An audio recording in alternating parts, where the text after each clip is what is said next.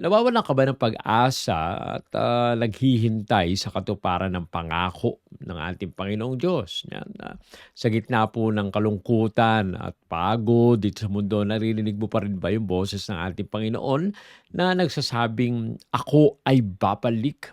No? At kung darating po siya ngayon, handa po ba tayo na sumama sa Kanya doon sa tahanan na Kanya pong inihanda para sa bawat isa sa atin? Sa text po sa banal na kasulatan sa John 14:3.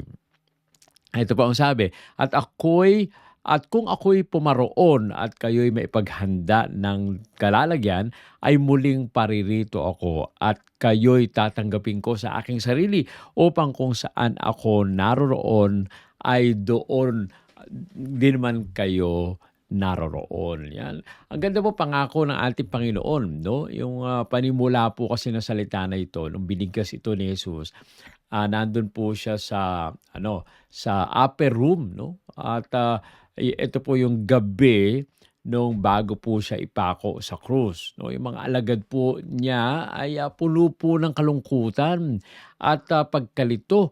Ngunit binigyan po sila ng ating Panginoong Diyos ng pangako.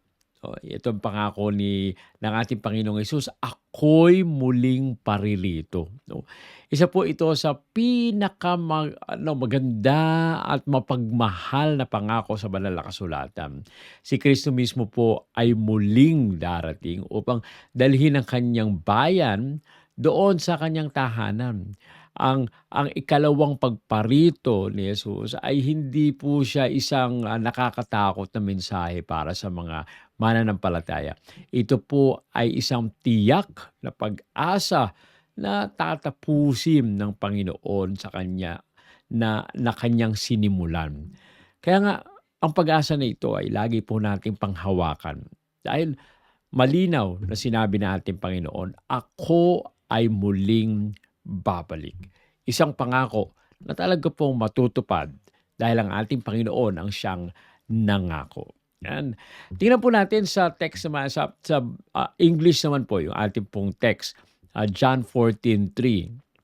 "And if I go and prepare a place for you, I will come again and receive you unto myself, that where I am, there ye may be also." No, ang ganda po talaga.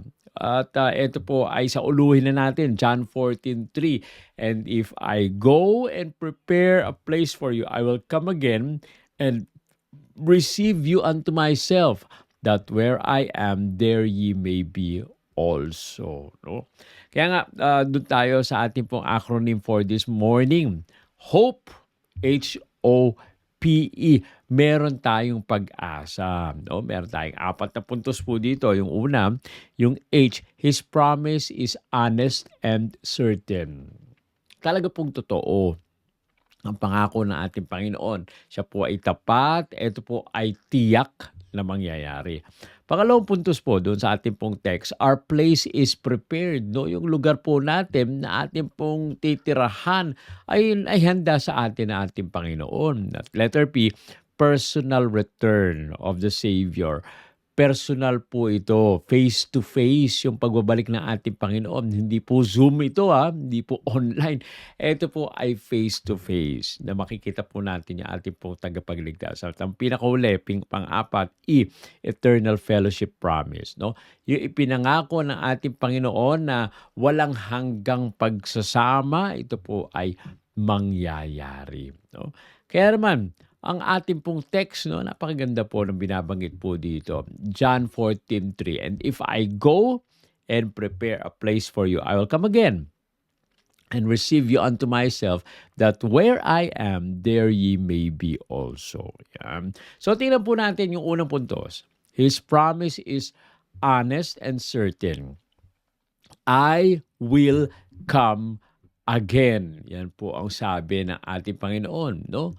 I will come again. Certain po. Alam niyo po, yung katagang ako ay isang banal po na pahayag po ito. Hindi po ito posibilidad lang, kundi ito po ay katiyakan.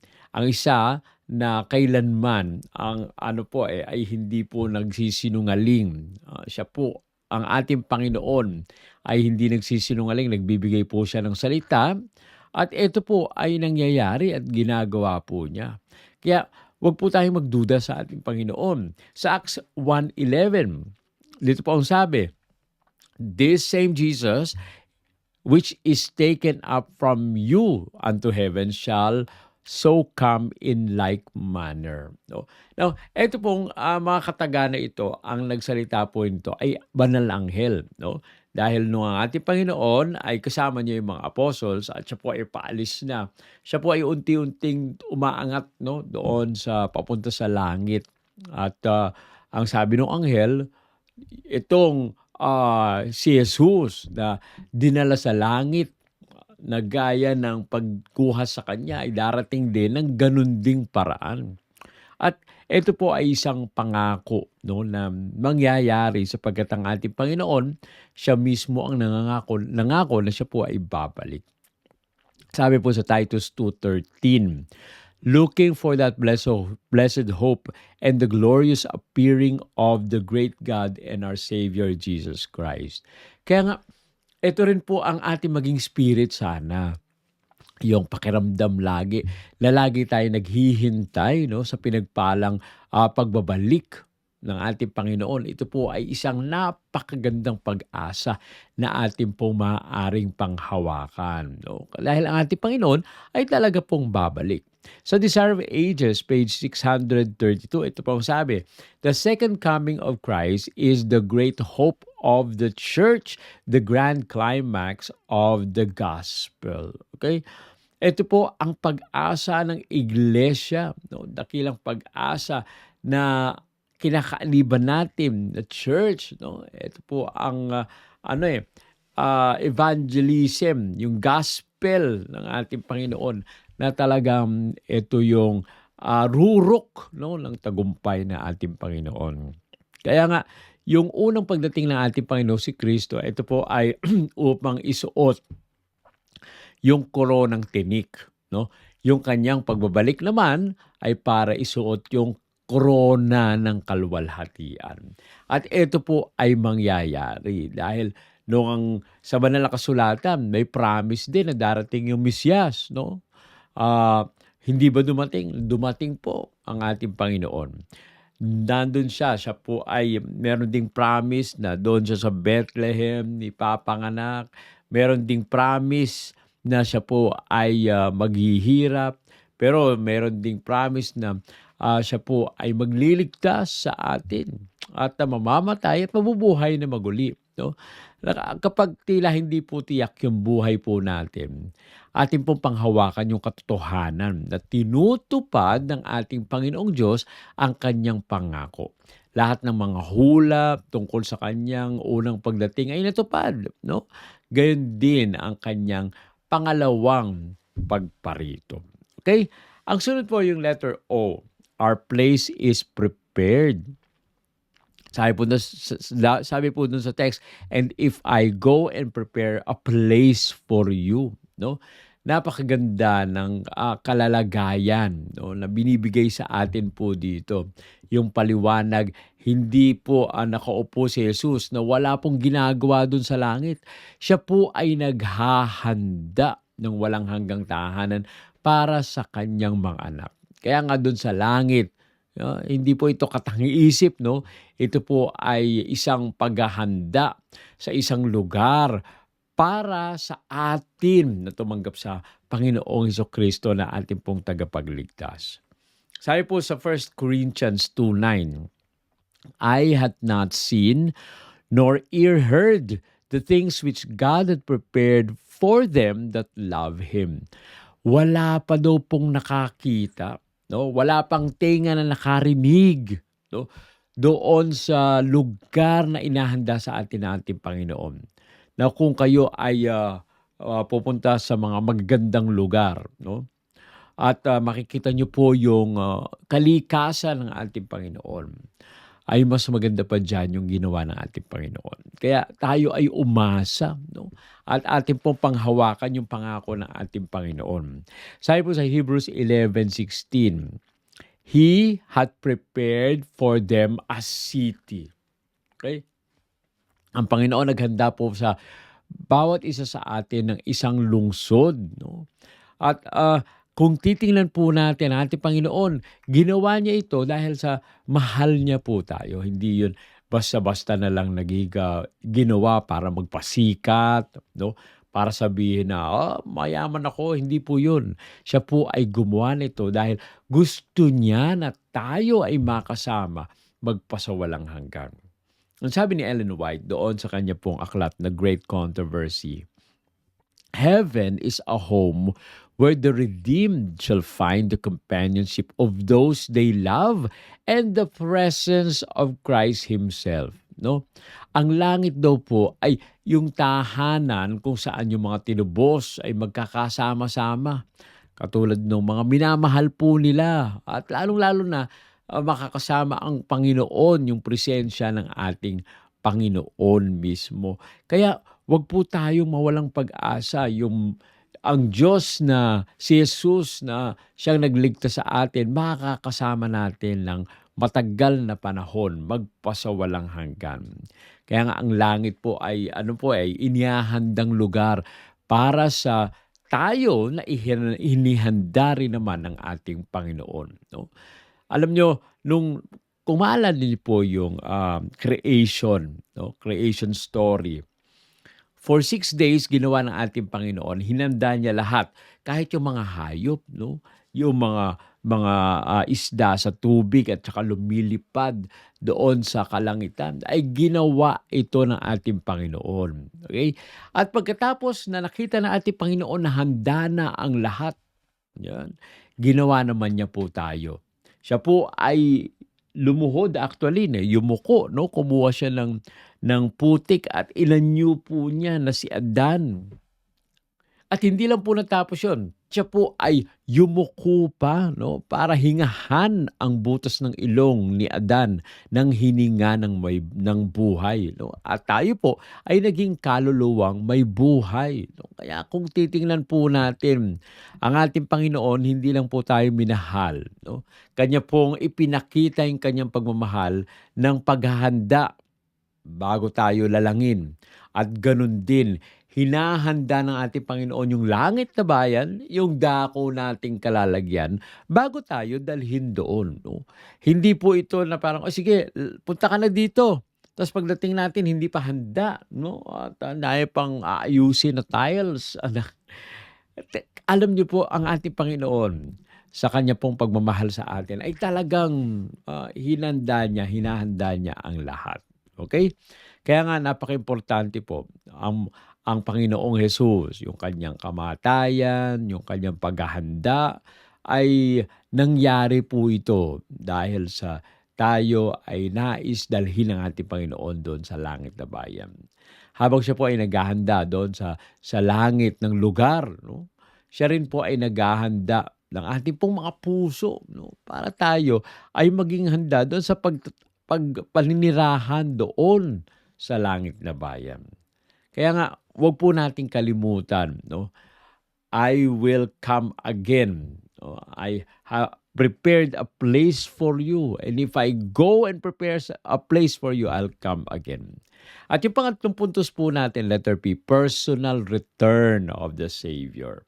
Binabanggit po dito, I will come again and receive you unto myself. No? Ako ay muling paririto at kayo tatanggapin ko sa aking sarili. Alam niyo po, hindi anghel, no? O sugo ang ipapadala ng ating Panginoon para sa kanya pong minamahal. Na tayo po yun. Siya mismo, no? Ang nangakong darating. Hindi po ito simboliko, no? Hindi rin po ito haka-haka. Ito po ay totoo. Siya po ay ating pong makikita na may kalwalhatian sa kanya pong pagbabalik na isa na po siyang hari, mga kapatid. Kaya nga tayo po ay tumingin, no? At tayo po ay umasa sa pagbabalik ng ating Panginoon dahil siya ay lubos na nagmamahal sa atin. Sabi po sa 1 Thessalonians 4:16-17, For the Lord Himself shall descend from heaven, and the dead in Christ shall rise first. No? Yan po ang napaka-magandang pangako.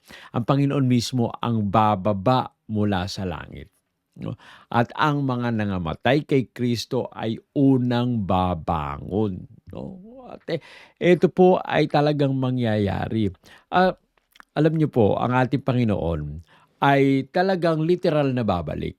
Dahil sa ano, sinabi niya ito na babalik siya. Pero alam niyo po, marami ang mga turo na wala sa banal na kasulatan na pinapaniwalaan ng maraming mga tao, no, mga Kristiyano. Isa po dito yung kamatayan, no? Marami ang nag-iisip na kapag ang isang tao ay namatay, yung kanyang spirito ay, lilipad-lipad sa palipaligid, no? Yung iba iniisip na sila po ay dinalaw 'pag nakaranas ng malamig na hangin, uy, o kaya merong butterfly na nandiya parang parang si ano 'yan, parang si Lola. Hindi po 'yun 'no, wala pong ganyan sa banal na kasulatan. Yung iba naman sinasabi nila na kapag ikaw ay namatay, diretso ka either sa langit kapag ikaw ay mabuti o kaya naman ikaw ay diretso sa impyerno kapag ikaw ay masama.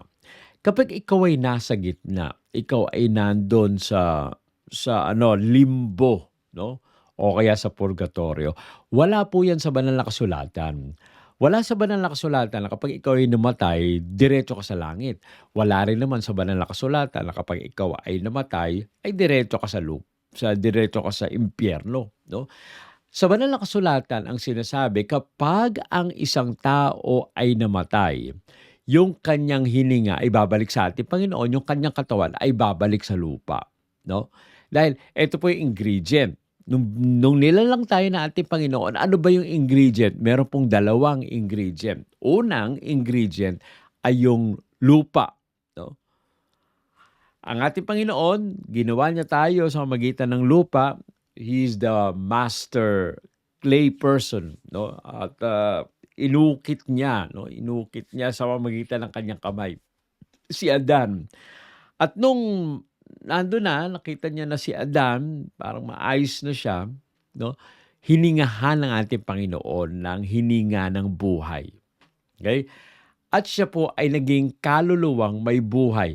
'Pag sinabing kaluluwang may buhay, sa banal na kasulatan, ibig sabihin tayo 'yon, 'no? Tayo na nangabubuhay, sa English we are the living soul, 'no? Tayo po ay nabubuhay. Kaya hindi po totoo mga kapatid kapag tayo ay namatay, 'no, diretso tayo sa langit. Hindi, ah, ito po ay taliwas doon sa nabasa nating teksto ngayon sa John 14:3, 'no? Hindi po 'yan nakaayon doon sa salita ng ating Panginoon. Paano po nating hindi nasabing hindi nakaayon? Kasi ganito po, 'no? Kapag tayo ay namatay, ang sabi ng banal na kasulatan, babalik po tayo sa lupa at ang hininga ng ating Panginoon babalik sa Kanya. Pero kung halimbawa, sige, sabihin na nating totoo yung sinabi na kapag ikaw ay, mabuti, ay didiretso ka sa langit, 'no? So, ibig sabihin, kung yun ay totoo, ibig sabihin yung mga tao na nanalig sa ating Panginoon, lalong-lalo na yung mga tao sa banal na kasulatan, ay nandun na sila sa langit, 'no? Okay. So, kung nandun na sila sa langit at yung mga namatay, mga ilang taon na ang nakakaraan, ay na mabubuti ay nandun na sa langit. Ano pa ang pangangailangan, meron pa bang pangangailangan na bumalik pa ang Panginoon dito sa mundo para sunduin, 'no, yung mga nananalig sa Kanya? Kung nandun na, wala na pong susunduin kasi nandun na nga, oh. Pero hindi po 'yan ang totoo dahil ang totoo kapag tayo po ay namatay, babalik po tayo sa labok. At sa pagbabalik ng ating Panginoon, sa pagtunog ng trumpeta, ang mga nangamatay kay Kristo ay unang babangon. Yan po ang sinabi sa banal na kasulatan. Kaya kung kayo ay maniniwala, 'no, na ang ating Panginoon ay babalik, totoo rin yung mangyayari na yung mga nangamatay kay Kristo ay babangon. At tayo na nalagabubuhay ay aagawing kasama sila doon sa alapaap ng mga langit at sa Panginoon tayo magpakailanman. Sabi po sa Revelation 1:7, "Behold, He cometh with clouds, and every eye shall see Him." No, ibig sabihin, lahat ng mata, no, ay makakakita sa Kanya. Alam niyo po sa pagbabalik ng ating Panginoon, ito po ay magiging kasing totoo ng Kanyang pag-alis. No? Makikita natin siya ng mukhaan. Yan po ang napaka-importante. Sabi ni Billy Graham, ang pagbabalik ni Kristo ay pag-asa ng kasaysayan at puso ng propesiya. No? Talaga pong ito po ang faith, no? Ito po ang hope, no, ng ating mga puso, no, kapag ang ating Panginoon ay bumalik. Kaya nga ang mundo po na ito hindi po basta bumabagsak sa kaguluhan. Ito ay patungo, no, sa pagbabalik ng ating Panginoong Kristo. Hindi po tayo nakalimutan ng ating Panginoong Diyos. Siya mismo ay darating upang dalhin tayo doon sa langit at makauwi na. Okay? At ang pang-apat po ay yung letter E, eternal fellowship promised, that where I am, there ye may be also. Yan po ang napakaganda. Kung saan ako naroroon, kayo rin naman ay dumuon. Alam niyo po, yung puso ng langit ay hindi po ito ginto o perlas. Ito po ang presensya mismo ng ating Panginoon. That is the center, that is the heart of heaven. Ang pinakadakilang gantimpala na ating pong matatanggap, no, ay yung pagtubos sa atin at makasama ang ating tagapagligtas magpasawalang hanggan. Sabi po sa Revelation 21:3, "Behold, the tabernacle of God is within men, and He will dwell with them." No? Ang tabernakulo ng ating Panginoong Diyos ay nasa paligid o nasa atin, at siya po ay mananahan, no, sa kanila. Ang ating Panginoon mismo makakasama po natin magpakailanman. Kaya nga, kung titingnan po natin dito sa banal na kasulatan, ay magkatotoo ang pangako ng ating Panginoon. Tunay, no? Kung tayo ay tunay na mga Kristiyano, ay masasabik po tayo sa pagbalik ng ating Panginoong Hesus. Dahil siya po ay nagmahal sa atin at tayo rin naman ay nagmamahal sa Kanya. Alam niyo po yung langit, hindi lang lamang po ito destinasyon. Ito po yung katuparan ng relationship po natin sa ating Panginoon. No? Kung lumalakad tayo kay Kristo ngayon, no, lalakad din tayo kasama niya magpakailanman. Kaya wag po nating kalimutan yung salita po dito ni Jesus sa John 14:3. Ito po ay hindi hungkag, no? Hindi ito na parang walang lamang pangako. Ito po ay walang hanggang tipan, no, sa pagitan po ng tagapagligtas at ng kanyang mga anak. Yung kanyang pangako, ito po ay personal, no, makapangyarihan po ito at walang hanggan, no? Yung kanyang binanggit, ako'y muling paririto. No? Ito po ang pag-asa na bumubuhay sa atin kapag tayo ay nasa mundo ng kadiliman. No? Kapag ang libingan ay hinuhukay na, at kapag ang ating puso ay napapagod, no? Huwag po nating kalimutan, magkaroon tayo ng pag-asa, magkaroon tayo ng hope. No? His promise is honest and certain. Yung pangako niya, totoo at tapat. Letter O, our place is prepared. No? Yung lugar po natin ay nakahanda na. And letter P, personal return of the Savior. Panginoon mismo ay bababang mula sa langit. Hindi po siya magsusugo ng kasino mga anghel para i-represent siya. Siya mismo ang bababa mula sa langit. And letter P, okay, personal return of the Savior. No?